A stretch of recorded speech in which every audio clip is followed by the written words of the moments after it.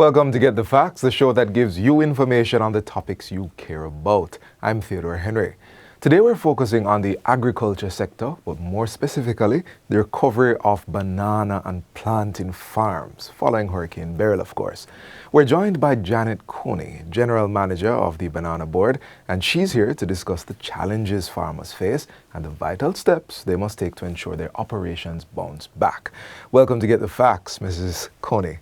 Thanks so much for having me. All right, let's jump right into getting some facts. Now, the heavy rains have come, and we might even have some more on the horizon. Right. Could you just give our audience an idea? What are the immediate steps you take? Okay, bananas has been impacted by hurricanes for a while. So preparations were in place. Farmers were prepared beforehand. Okay.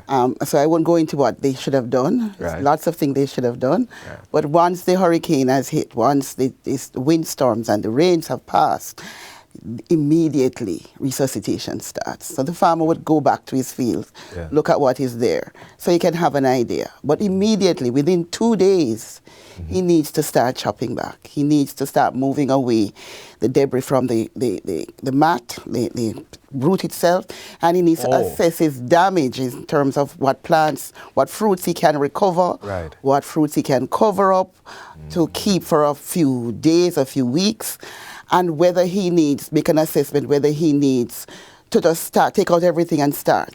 Because your damage really determines how you proceed. Right. For example, if the entire field is uprooted, it's the water came in and you have lost the roots itself, there's Everything nothing alive on standing, its side. then you really need to be replanting. Right, right. In this particular hurricane, not many farmers are like that, but there are some. It's the wind that affected them mostly, so they break. If they break, you need to determine when you're going to chop back to encourage the next generation, which is the next follower. And that is why we say you need to start very early, within 2 weeks, to do that chop back to get that generation going. So you clear the roots, you chop back, and chop back is a specific procedure. Yes, I've been waiting for the... we call, some farmers call you chop and leave a gooseneck. You make 2 chops and you have something that is hanging over. Okay. But, and that helps the sucker that is coming up, the one that you have selected, feeds from that mother plant for a while. And so we recommend that. Right. Some persons don't like the gooseneck, so they chop a little further up, but then you have to discourage that we call it the main meristem, you have to dig out so that maiden plant don't grow back, so that all of the nutrients get invested in the next generation, which is the follower. And that we ask everybody to do within the first 2 weeks. So I notice you have on your screen preliminary assessment. Our preliminary assessment has to be done within 2 weeks, Right. so that the farmers can know how to proceed. But on the point of preliminary assessment, I am aware, we've seen the videos, we've seen the pictures, I'm aware that an assessment was done from your level. Yes. What's it looking like out there? When we look the first couple of days, it looked like a 90% damage, because we have officers who go out and look and see. But since that, we have done a detailed assessment. Right. And the detailed assessment is showing an average of 74%. Okay. Now, 74% is it doesn't give us anything to be happy about. Right. Because everything over 50% is a catastrophe for bananas. Yeah. At 74%, the damage assessment is amounting to $2.1 billion. Billion dollars. And that includes everything that needs to be done to get those farms back to production within 9 months.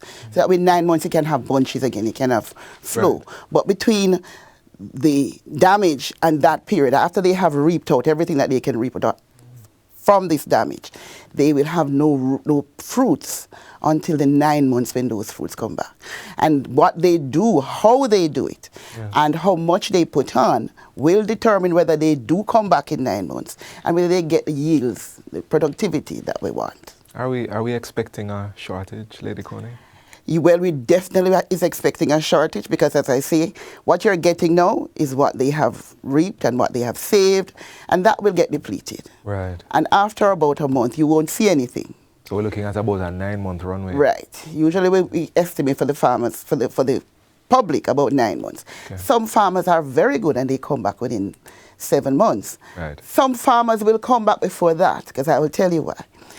There's a process that we ask you to do to keep your followers as high as possible, which is the next generation. Okay. So that if you have this blow, that follower will be very high up in the air. Wait, followers. Follower is like shoot? All right, let me just say. Yes. We call the banana mat the Right. family. Okay. The main one is the mother that produces the fruit. Big The next one is the follower, which is the daughter. And there's a granddaughter attached to that, which is a people. All right. So that's a family. Okay. So when I say the follower, I'm saying the follower because some people don't understand the family part. Okay. But that's the daughter, and that's the one you're trying to encourage to come to produce a bunch in the shortest possible time. Understood. And we're certainly getting some facts. We're almost at our break, but very quickly, I've heard it's said about waterlogged roots, that's a challenge. What's going on? All right. If you look at the I said there's something that they should have done before the hurricane. One of the things that you should do before the hurricane is to make sure your drains are cleaned, because bananas, even though it's mostly water, too much water kills it. So if water settles in the root zone for 72 hours or more, the plant will die, the roots will die, and then the whole thing has to go. In fact, it's a bacterial rot that sets in with all of that water. Right. And it dies and you smell the rot. And if that mat rots, you need to replant. Right. So just like the ones that have blown over and lost the whole root, you would have to replant. But you cannot replant in waterlogged situations. Yeah. You cannot replant in that infection of bacteria. So you need to ensure that your roots are drained prior to the hurricane.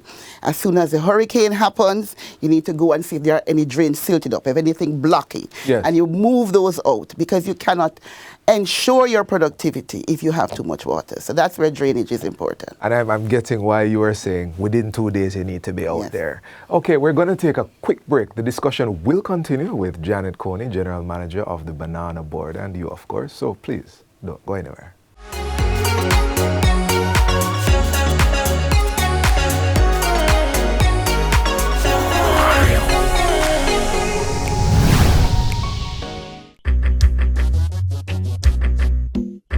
Nutritious food, succulent dishes, superior workmanship, and excellent service. Jamaica is on the go. Let's grow what we eat and eat what we grow. Let's harness the indomitable spirit of our most valued resource, our people. Let's support our local businesses. After all, buying Jamaican means building Jamaica. Original.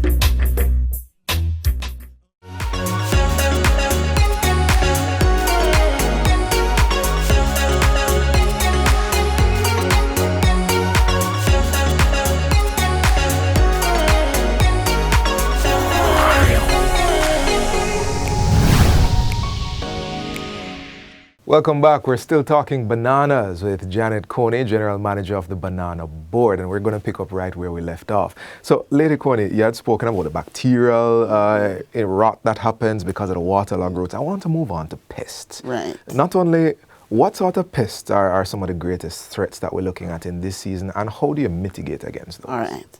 Bananas are affected by a number of pests and disease agents. Now, because we're going to replant, the roots are important. The soil is important. And they are pests of the soil. The major one that we ask farmers to look out for and mitigate is banana borer weevil.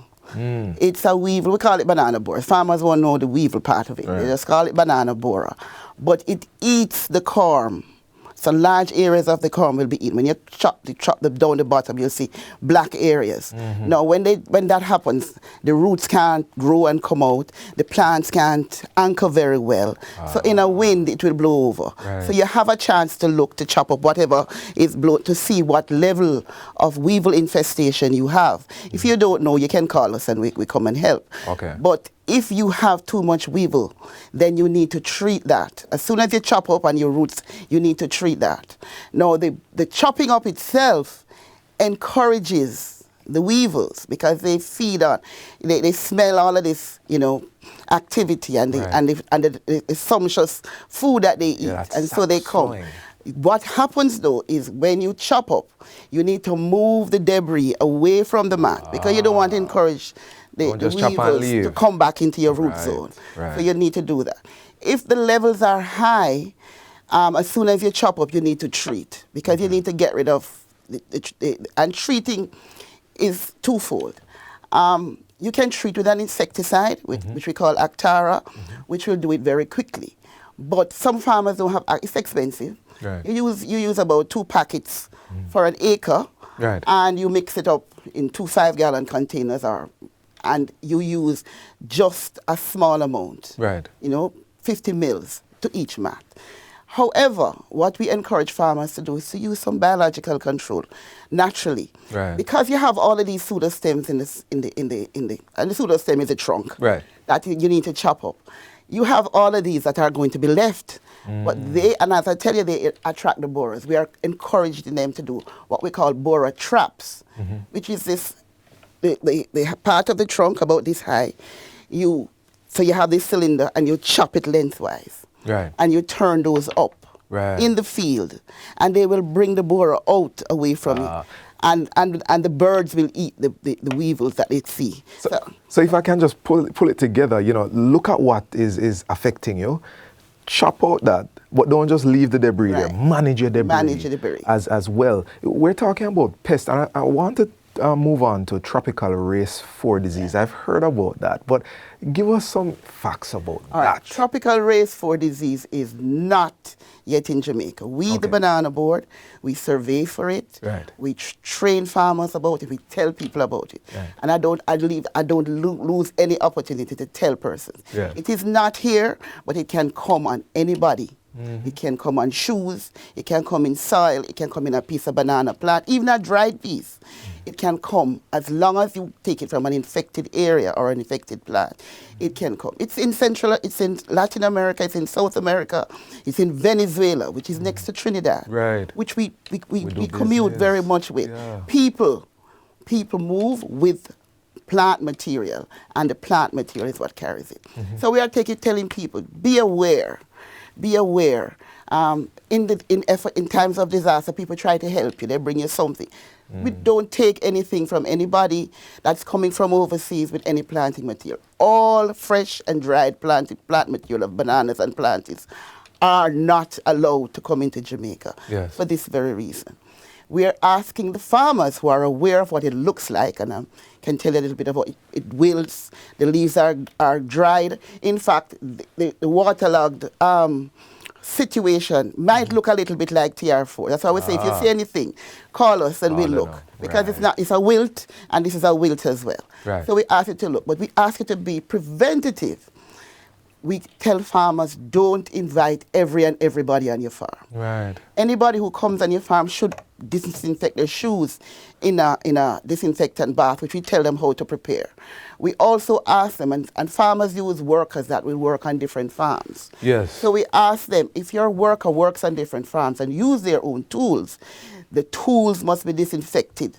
Before you disinfect shoes, disinfect tools. If it's your tools, you disinfect before every operation. Right. This is a kind of preventative measure. Should it come, that is curtail, it don't spread as fast. And so you call us, if you see anything strange, we will come and we do our tests, we'll do our analysis, and we'll tell you if it's it.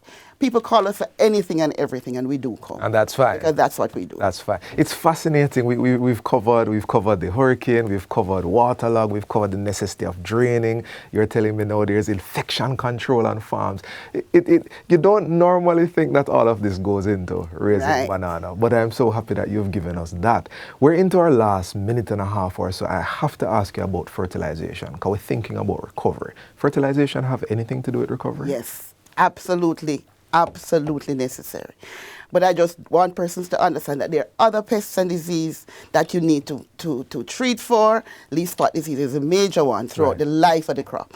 But the plants will not grow well, especially since you have had a hurricane, you have had a flood. So all of your fertilizers probably has leached out or depleted. So fertilizer replenishment is extremely necessary. And bananas use a lot. All of that, it takes out not just the fruit, it takes the entire plant after you reap. Right. You chop out that. So you have to replace the nutrients that have been taken away for the next generation that is coming. So after you have cleared your drains, treated your roots, the next thing. Move the debris. I've been listening. Yes. Within the next 4 weeks, within the next 4 weeks, you must Right. apply your fertilizer. Okay. We don't recommend it more than 6 weeks, but within 4 weeks. The first fertilizer we ask you to put on is nitrogen. That pushes leaves, and you really want it to push things that are coming. We use sulfate of ammonia, which is a nitrogen fertilizer. We say 4 ounces per mat, per root. If it's urea, which is another form of nitrogen, it's half of the amount. Okay. So it depends on what to use. And within another it depends on how we tell you. Because if rains are falling, often, we don't recommend you put a large amount of fertilizer on and wait the length. We ask you to break up your fertilizer and fertilize more often. But we'll help you. We'll tell farmers how to do that. And the kind of fertilizer you put on is based upon what we have assessed and tell you specifically what you should put on. Lady Conie, you know what I'm saying? I am in awe of the well of knowledge that you have brought. We simply don't have enough time for all of it. So tell us in the last few seconds, how do farmers get all this information that you guys have? Where do we go? You come to us, Banana Board. The Banana Board has an extension team, which is a team that helps the farmer on a daily basis with how he grows, how he ensure that he gets the best profit. We also have a research department. So the research department is who collects the samples and tests and tell you how much fertilizer to put on, tell you whether what is affecting your plant, whether it's TR4 or it's just mocha disease or whatever. Our support is with us. Yes. And we're a team that is very integrated. We also have a tissue-culture biofactory that we produce tissue-culture plants. But in this hurricane, the farmers have enough suckers to replant for themselves, because whatever is blown down, you can replenish from that. You can take from that to replenish. And you said something earlier, reach out to the Banana Board. They can please. call you every day. Every day, anytime. You are here for the farmers. That is all the time we have for today. We have learned so much. And we have been having this discussion with Janet Conie, General Manager of the Banana Board. This has been Get the Facts. Join me next week, same time, same place, for another engaging discussion. Do take care.